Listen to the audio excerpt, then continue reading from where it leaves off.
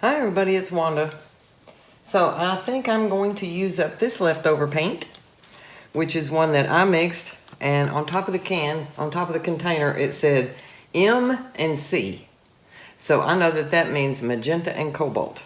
And the funny thing is, it's not a blue and it's not a purple. It's kind of like a violet color. So I'm going to use that as my base coat, and then I'm going to try to put some flowers and blow those out and see how it goes. I don't have this really thin, so I may have to use my drywall spreader motor thing to spread it out, like Gina does in her videos. So I will get my base coat all spread out and then come back to you. Okay, I got my base coat down. It's pretty thick on here. I did drain it off quite a bit. It's a rather thick mixture, kind of, for a base coat, but I just, with it being so dark, I didn't want any white to show through around the edges. And so now I'm going to experiment and see if I can do this. It's been a while since I did one that was a black base with gold flowers, and it was a darker gold. And I just want to see how this one turns out. It's more of a violet or a blue base. And I'm going to use this brighter gold, and we're going to see what happens.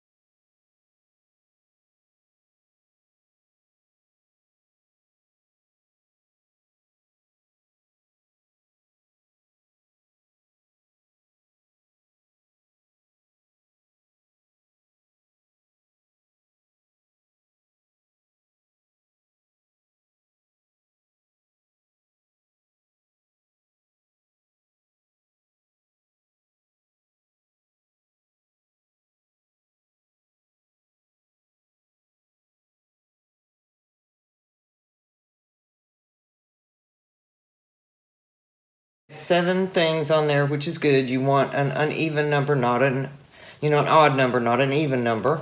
I kind of like this, so I might go around and put a little bit more of that in various places, just for fun.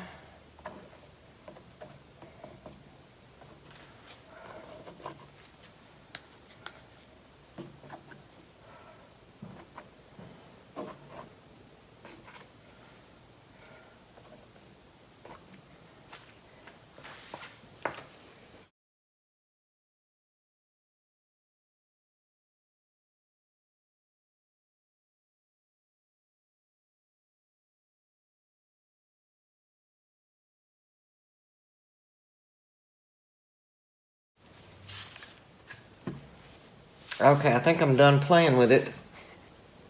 I kind of like it. It's more abstract. It's not as graphic as the first one, because the first one was just like blooms and buds was all there was really, and some stems and leaves. One of the mistakes that I made, I should not have made because I know better, you should crisscross some of your stems. It just makes it look more natural, and I forgot about that. Don't like this. I'm probably going to blow on that a little bit more. I do like the color combination of this violet, blue, purple, whatever color background, and that bright gold.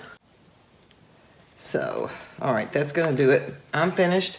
I'm going to take the camera down and give you all a close-up. I hope you enjoyed this one. It's different. It's graphic. I kind of like it. Let me know what you all think. And there's parts of it that I like better than other parts. So, like I like this where it blends more, and this one down here. Up here, I think I got a little too much gold, but I really don't want to keep pushing it out, making it bigger and bigger and bigger. So, not too crazy about that right there, but it's, it's okay. I'm picking myself apart here now. So, I will take the camera down and show you, and probably speed some of that up. But thanks for hanging with me. Thanks for watching. I appreciate it so much. Welcome to my new subscribers. Come back and see what I'm up to again next time. Thank you so much. This almost looks like a really deep blue in the camera, so I have no idea how it's going to dry and look, but this is how it is.